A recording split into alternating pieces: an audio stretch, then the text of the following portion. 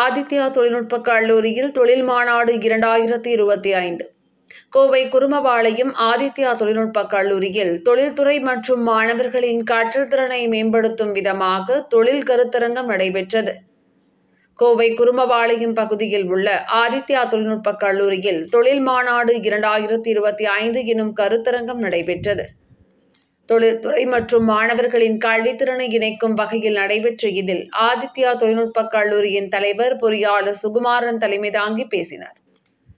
அப்போது பேசிய அவர், தற்போது தொழில்துறை மற்றும் கல்வி மாற்றத்தில் தொழில்துறையோடு மாணவர்கள் கல்வி கற்பது அவசியம் என தெரிவித்தார். கல்லூரியில் பாடங்களை பயிலும் போதே மாணவர்கள் தொழில்துறை சார்ந்த பயிற்சிகளை எடுத்துக்கொள்ள வேண்டும் என தெரிவித்தார்.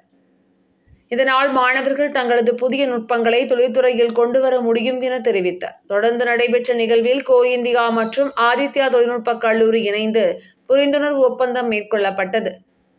கருத்தரங்கில் பல்வேறு துறைகளைச் சேர்ந்த தொழில்துறையினர் கலந்து கொண்டு தங்கள் கருத்துக்களை தெரிவித்தனர்.